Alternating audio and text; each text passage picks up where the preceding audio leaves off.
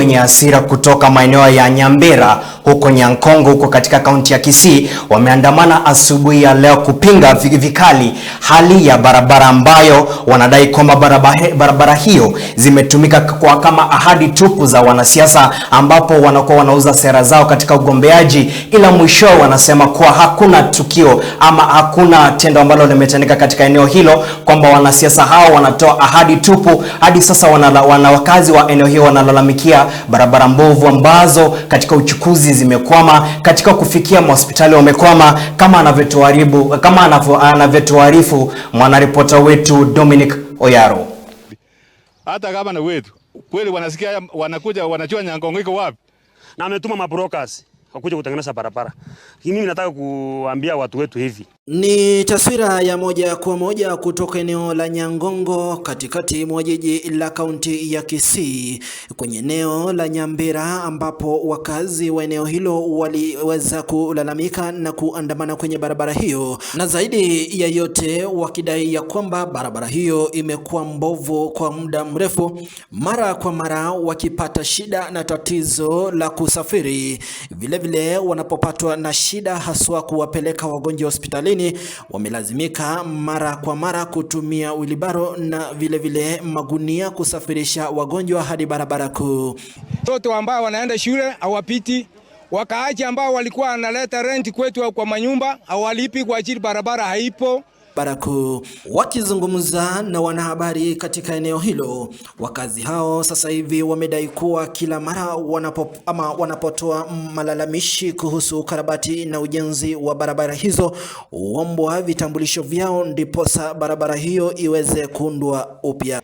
Pili, kwa ajili ya hii barabara tumeambiwa ya kwamba tunahitajika tutoe vitambulisho ndio barabara ilimwe. Ni kweli ama sio kweli? Vile wenyeji wenye nyumba za kupanga na kukodi katika eneo hilo sasa hivi wanalilia na kulalamikia kukadiria hasara kubwa, huku wapangaji wa nyumba zao wamegoma kulipa kodi na vile na kuhama katika maeneo hayo, huku wakilalamikia barabara mbaya ambayo sasa hivi imeleta hasara na shida kubwa katika maeneo hayo.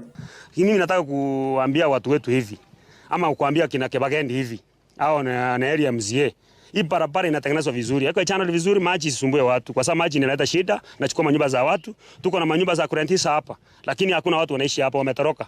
Pikipiki huwezi kupitisha hapa kwa sababu anasema huko ni kubaya. Wakazi wa eneo hilo sasa wametoa kilio chao na malalamishi yao kwa mwakilishi wa wadi wa eneo hilo MCA Duke Nyarango, mjumbe Honorable Anthony Kibagendi, pamoja na gavana wa kaunti ya Kisii Simba Arati kuweza kushughulikia barabara hiyo ipasavyo. Sasa tunashangaa hao watu ambao tulichagua. Huyu ni MCA Mr. Duke Nyarango, huyu ni mjumbe Mr.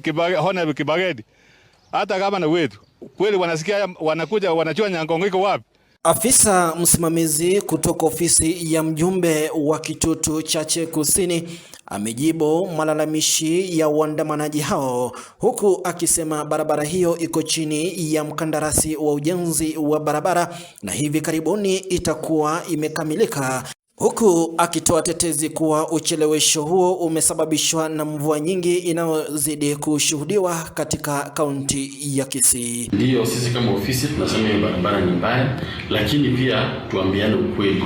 Hii barabara iko under contract, ishapeana kwa contractor, anaendelea kuifanya. It's only that mvua ilikuwa mingi, contractor akachelewa kidogo kurudi kwa ground. Lakini leo hii watu wameenda kuandamana. Na juzi mheshimiwa amefanya post pale Facebook, akaweka baadhi ya barabara ambazo zinaenda kufanywa through care, na hii ilikuwa miongoni mwa hiyo barabara, na kuna zingine mingi kama tano sita ambazo already zishaanza kufanywa, zimekamilika, zingine zinaendelea.